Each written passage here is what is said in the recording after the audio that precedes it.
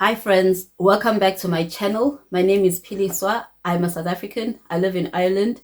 I make videos on how to find scholarships and videos on scholarships that are available.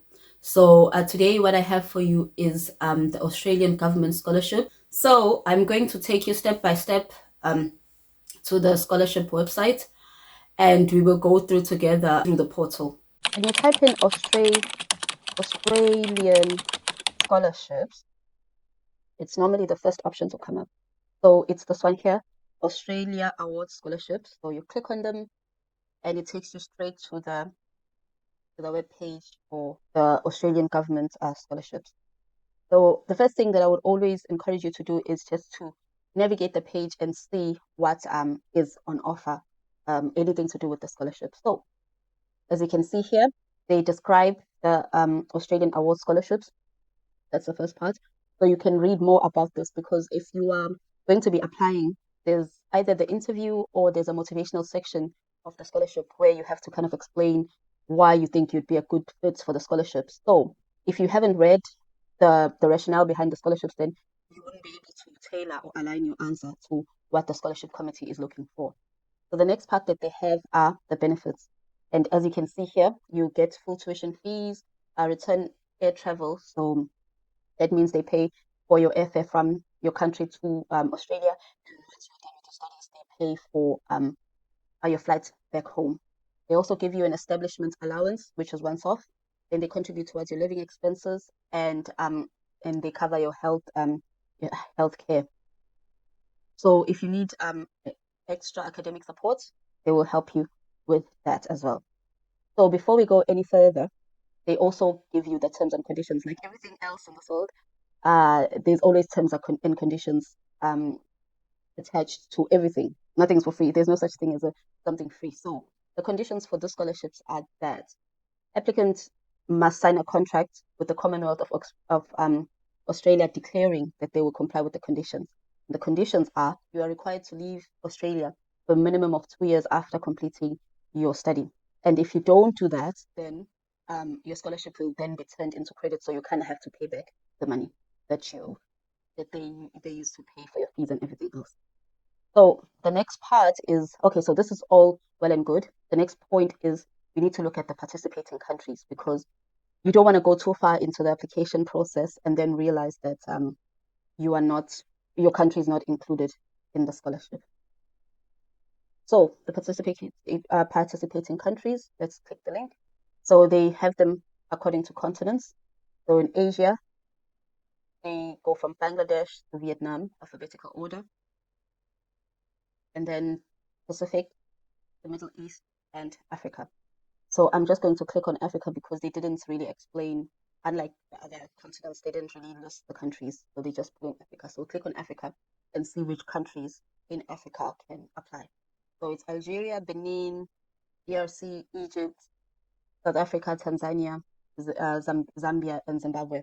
All of these countries. So I'll go back up and go back down again so you can see if your country is if your country is eligible, right? Okay.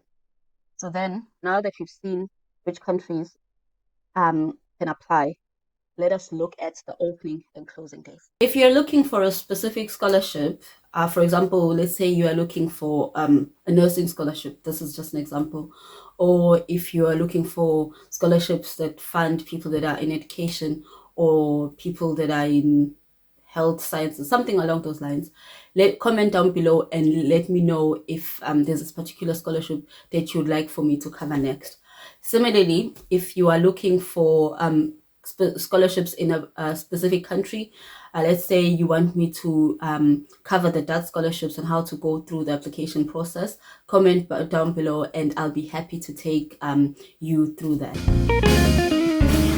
For African countries, the closing date is the 30th of April 2024. Let me zoom in.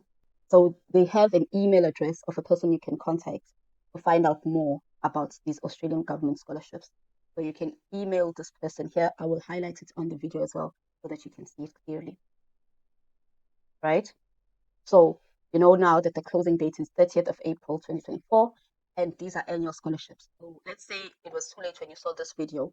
You can always save it And you know then that next year, before the 30th of April 2025 comes around, you should get all your documents ready and you can apply for it. Then we go to how to apply.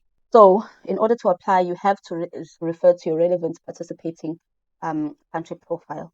So each country has a separate link on how to apply. And they also have the manual to help you along on the country's participating profiles and see what happens.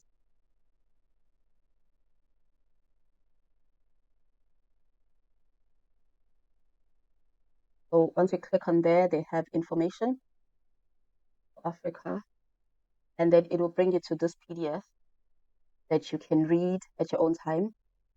If YouTube had allowed attachments, I was going to save it here for you guys. But they have these eligibility criteria. You must be minimum 25 years.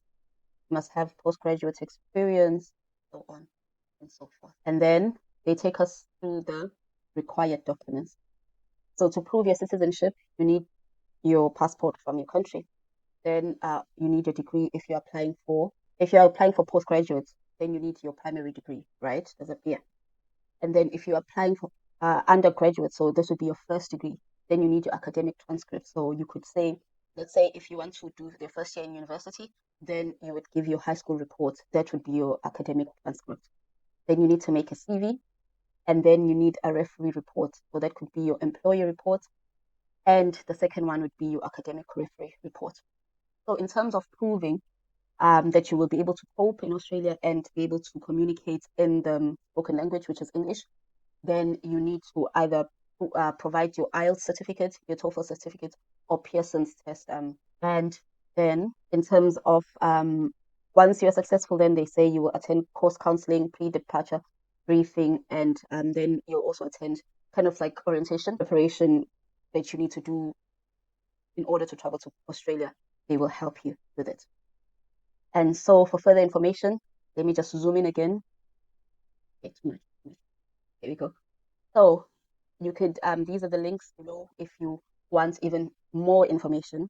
What I would do is I would ask you guys to just take this down and put it on your browser and just go through this information and just give yourself the best shot of actually obtaining the scholarship. So if you are in South Africa, this is where they are. Boardwalk Office Park, Haymeadow, Ferry Glen, I could be butchering this, excuse me, in Pretoria. So there's nothing like just going over to the offices and just saying, hey, my name is so and so. I'm trying to get a scholarship to Australia. I saw your call for applicants online and I'm trying to apply. Is there anything that you can help me with? Or you could email them. This is the email address. Okay. Now my computer was asking me to email them straight away.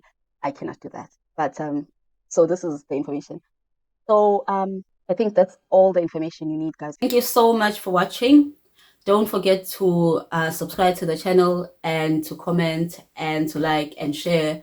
You never know who might benefit from this information. Thank you and bye.